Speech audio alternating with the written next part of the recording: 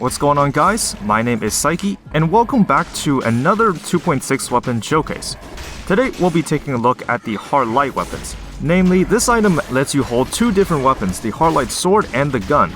So the footage that you'll see in this video will be primarily me experimenting this weapon for the first time, because this is actually the point before I made my tier list video. Either way, my first impressions of this weapon is that it's okay. You'll definitely see me get into some trouble with elites a little bit later. Actually, you'll probably get to see me struggling with this Oven Knight here. Anyways, the general consensus is that this item is pretty average, though it's definitely doable if you want to win with it. But at this point, I'm still trying to figure out this weapon on how it works. I think that's one of the main reasons why I like this game so much, is that when you discover a new weapon, you're kind of like a pioneer to see how well it can perform. When a brand new update drops and new items get introduced, you're basically the first group of people that actually get to test it. And yeah, I always get this feeling when I see a new item, is the excitement of finding it and actually using it for the first time. I think at an ideal meta, Dead Cells would have all of its weapons around the B or A tier. I don't think any weapon should be so busted that it overshadows every single other weapon in the game, but I also don't think a weapon should be to the point where it's borderline unusable. Now, of course, even the quirkiest of weapons in the game can be used. It's mainly a matter of preference and whether or not you can actually find a way to make it effective. So for example, with the crowbar, I don't know how many of you saw the showcase. It was something very different that I did. By utilizing one of the aspects that were introduced in 2.5, I was actually able to make it somewhat work. Of course, obviously you are capable of playing the crowbar legitimately in a normal game, but for me, I thought that was the best way for me to play that weapon. Anyways, toxic sewers now. Just like always, I'm gonna go for the route that gives me the most scroll fragments. So, I don't like two-handed items for a couple of reasons. First of all, I'm sure a lot of you that have stuck around this channel for a long time will know that I don't like two-handed weapons because they restrict your creativity. Since you're stuck with the two-handed item for the entirety of the run, you can't really switch out one of the slots for something else. Now, I do appreciate that two-handed items are in the game, of course, but I just think that in order for one to score high on one of my tier lists, it would have to be pretty creative on how it works. Now, fortunately, I do think that the hard light weapons is an example of that. I think it does have what it takes to really make it stand out among other weapons. Though the only problem is that, again, it's not that powerful. Now, I do believe that it's almost essential to have piercing shot on the blaster, since the animation is already so slow when you fire the gun that you really want it to do something. It's basically the same deal with Nerves of Steel. Essentially, you also need the piercing shot on that in order for it to become effective. So I'm just gonna grab Ice Armor because it's actually one of my favorite skills in the game and go into the Corrupted Prison. So yeah, Nerves of Steel was one of my most surprising showcases I've ever done. The power level of that weapon is actually pretty good. Now, there has been rumors of a slow melee weapon that's in the works from the upcoming paid DLC. The only reason I didn't decide to cover leaked content regarding the DLC is that I just didn't want to get into trouble. Obviously, if you guys really wanted to see some of the new weapons, you could probably just find it online. Though again, it's not really guaranteed that those versions of the weapons will be the final versions. So it's definitely possible that they may change some of it before the update comes out. Anyways, a lot of people projected that it will be released sometime next year. Probably around late January or early February, according to some people in the community. I'm sure if I really wanted to, I probably would have found something to talk about it. Ideally, it's gonna be 2 biomes plus a boss fight, basically the same thing as we have seen so far. But because this is going to be late game content, I do imagine that most of the people that buy this DLC are gonna be at least somewhat familiar with the game. I mean, I'm assuming it's going to replace the Hype Castle or Distillery levels with something else, and then maybe the Throne Room or the 5BC biome was another, but I guess only time will tell.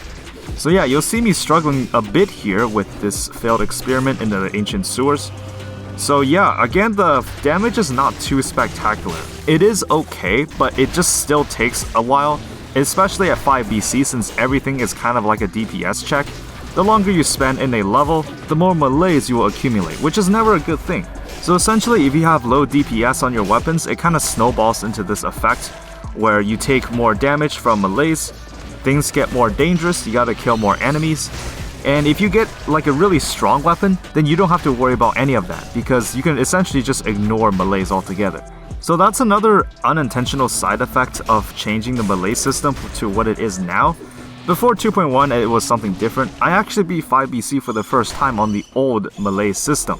I thought it was fine, honestly, and I wouldn't mind if they just added back as a feature in custom mode. And yeah, I'm gonna show off this cool clip that I had with ice armor. Just look at that clutch with ice armor. I activated it at the last second right before the bat exploded. Now yes, I did take some damage, but I managed to ignore a big chunk of the damage that I was going to take by the bat. So this is probably going to be one of the most excruciating moments of this run, is dealing with two elites at the same time. I believe the disgusting worm is the one that summons the lasers, or it could be the failed experiment actually. No, I'm not too sure. So yeah, this encounter made me use a health flask, and you see how much melees that you accumulate just from having elites spawn.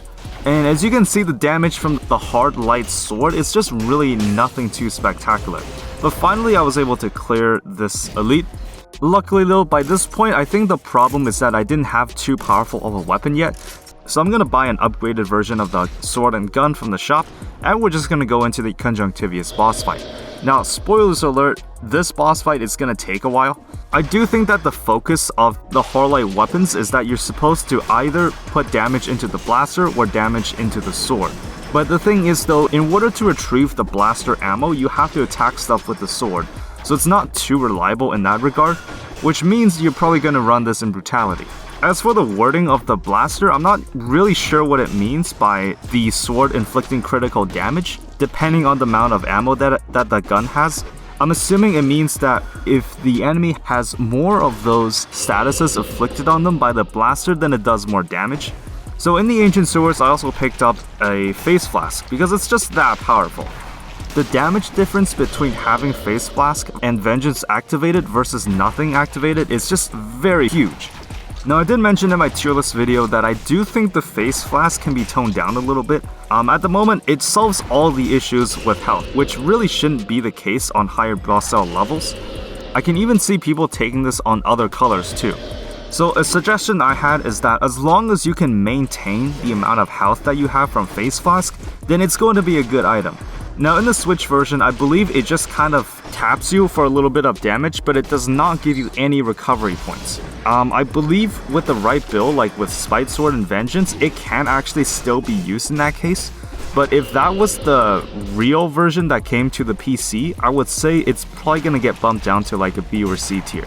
And yeah, it really goes to show that a small difference like that was really all Vampirism needed in order to actually be played. I have contemplated about using Vampirism in some kind of quirky build that I might showcase, but honestly it's just kinda too risky. I remember when Vampirism used to be a one-time use skill.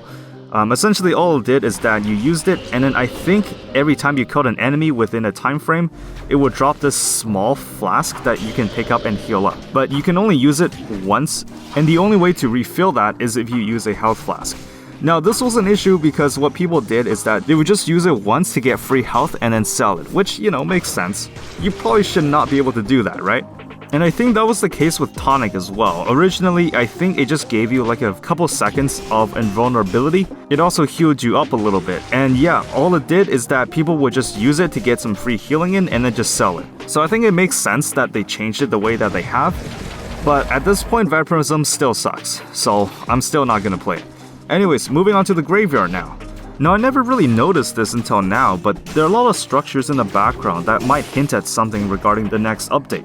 Of course, I'm someone that always turns off the lore rooms, so unfortunately I'm not too keen on discovering the lore. I'm sure if you took your time looking through every single lore room, you would find hints that might lead to, I don't know, content that's related to the next DLC. For me, I think I accidentally turned it on for some of these runs, so I'm probably just never gonna go through them actually. I might see the lure rooms in some of these runs, but I'm just not gonna look through them. Gonna have some really close calls here with this elite. Gonna get the graveyard key and we're gonna move on. I have thought about using ammo for this, but I don't think it's gonna be that helpful. I'd rather just put more damage on the sword instead. So I think if I absolutely had to change this weapon somehow, is that I will probably just put more damage on the blaster. I think in terms of complementing each other, The sword and the blaster fit each other pretty well. The only thing is that you're probably gonna spec most of your firepower into the sword because it just does more damage. And I did do some experimenting on the side. Unfortunately, the blaster, at least the blaster bullets, they do not count as arrows, so you cannot benefit from the Ripper mutation and such, where it actually rips out arrows, and I don't think it works with barbed tips as well. So yeah, all the more reason to spec into the sword. We're gonna get Curse in the Graveyard. This is gonna be a pretty tough curse. I'm not sure what to expect, but since I have Ice Armor, I can play a little bit more freely. But yeah, just gonna target some of those rats and the curse is lifted. The later game curses really scare me, and this is where the point where I start to get a little bit anxious when picking up curse chests. I believe the latest that a curse chest can spawn is in High Peak Castle with a 5% chance. That has happened to me once or twice, and normally I would still just take it because it's literally a free scroll stat, so why not? I did think about which second boss I was gonna fight, but then I decided to just go to Giant as always. Now I promise in the next showcase video I'm gonna go somewhere different, but in terms of build and the power level, I just didn't want to take any chances with the outcome of this run. This build is already pretty average as it is, and I don't want to take any necessary risks, so as always I'm gonna go to the Giant. However, the Cavern has risks of its own. I do get 12th tier of the weapons in this biome I believe, but it is gonna take me a while. And yeah, after I get the strongest possible version of the hard light weapons, you'll actually start to see some difference in terms of damage, and it actually becomes pretty decent. But again, you do have to reach this point of the run to even access the strongest possible versions of the weapon. And another point where you notice that the damage starts increasing is if you actually get piercing shots on the blaster. Anyways, hope everyone is doing well during the holidays. I do actually plan on grinding out a bunch of videos in the meantime. In fact, I have this special video analysis relating to roguelikes that's in the works for around a month now. It's around like halfway done. I just never found the time to do it because I've always had new Dead Cells content to work with, but I do think that within the next couple videos it is going to get released. So I believe with the Steam sales coming up, what are some of the games that you guys are looking forward to playing? I actually have Cyberpunk 2077 installed on my computer for like a year now. I just never touched it ever since I bought it at launch. Big fan of the Witcher series, but I mean the game is still not fixed, so I don't see a point of playing it right now if there's a much better version of it that's gonna come out later in the future. So yeah, here is where I buy the 12th tier version of the hard light weapons, and you'll see that the damage is pretty good now. Right now at this point it is in the late game, so that's also a factor of why things do so much damage.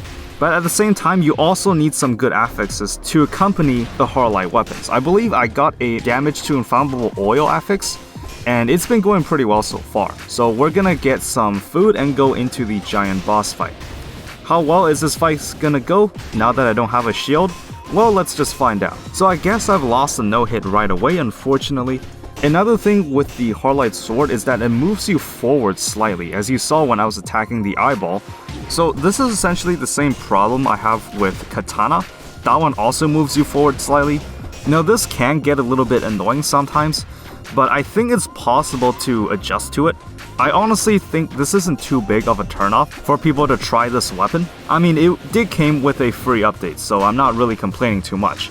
But I'm gonna do the health flask shenanigans and you'll see just how much more damage that adds on top of that. So by this point my strategy is to just hit stuff once with the blaster and then do as much damage as possible with the sword. I'm not sure what's like the perfect balance to min-max damage, like how many blaster shots you need in something in order to deal the maximum amount of damage with the sword. If you need like the maximum amount of blaster shots in order to maximize your damage, then I don't think it's worth it because it still takes up a lot of time to use the blaster in the first place. As you see here, I'm actually struggling quite a bit with the fists, and this is with the 12th tier of the Hardlight Sword. And on top of that, I do have Vengeance and the Face Flask. So the Ice Armor is gonna save me from a hit there. I did actually predict that because it's something really cool that you can do with the Ice Armor. I did switch up my mutations for this boss fight specifically.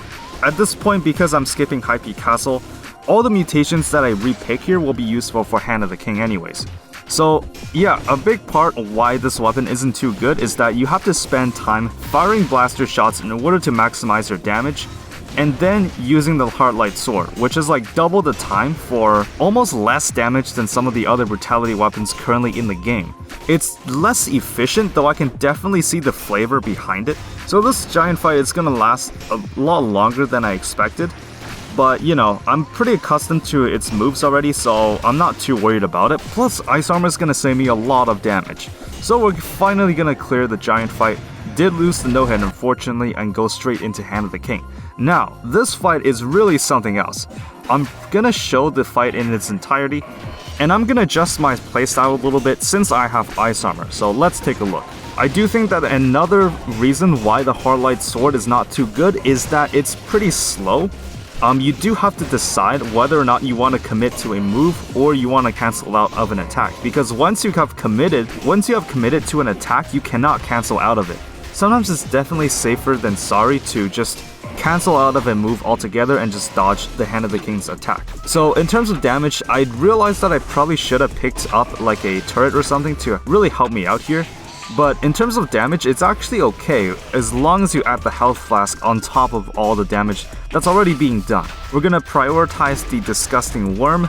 The other elites, you know, not too big of a deal. Hand of the King comes back and ground slam, not an issue. And here's another thing that I sometimes have trouble adjusting to is that once you fire all the blaster shots, you no longer can deal critical hits from the Heartlight Sword, which means you're gonna have to use the sword to get some ammo back so you can fire it again. So as you saw there, I did manage to use Ice Armor to deflect one of the ground slam attacks. I don't quite remember whether or not it was a last second decision or I tried to do it preemptively. Now, I don't believe I actually get hit in this fight, though I could be wrong.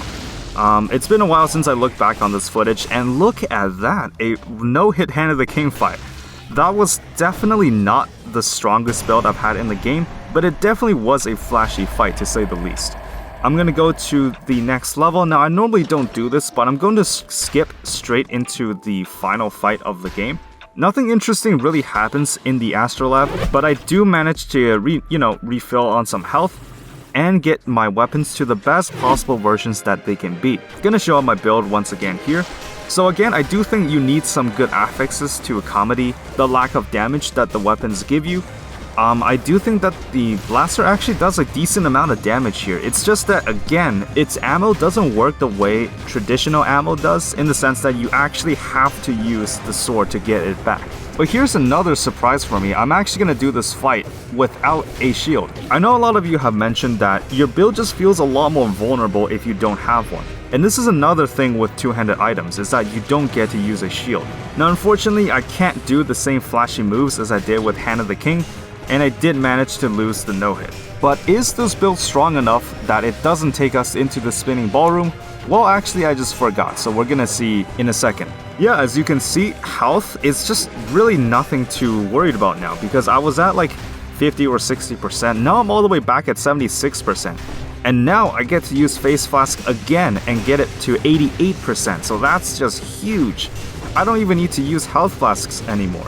Should it get nerfed? Oh yeah, I definitely think it needs some nerfs, but the Switch version of it just a bit too much in my opinion.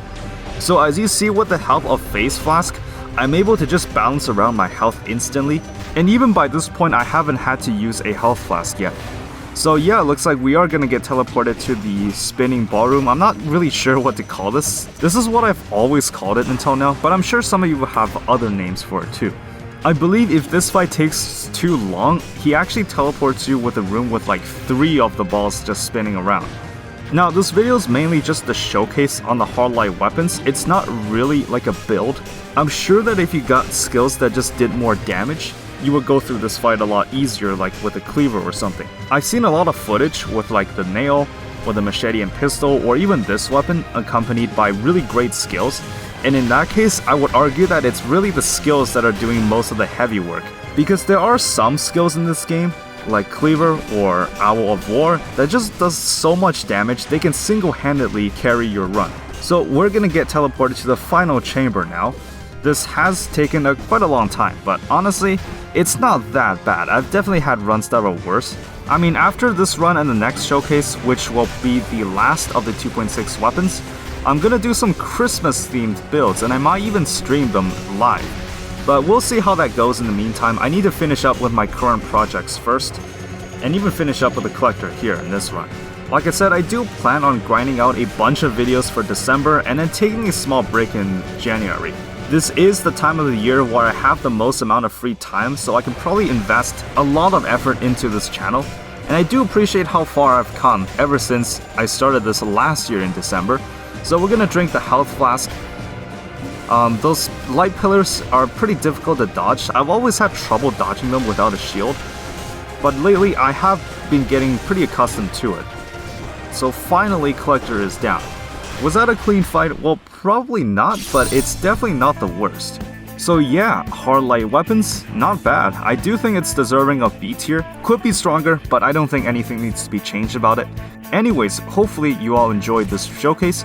I'll see you all in the next one where I showcase the bone, so stay tuned till next time.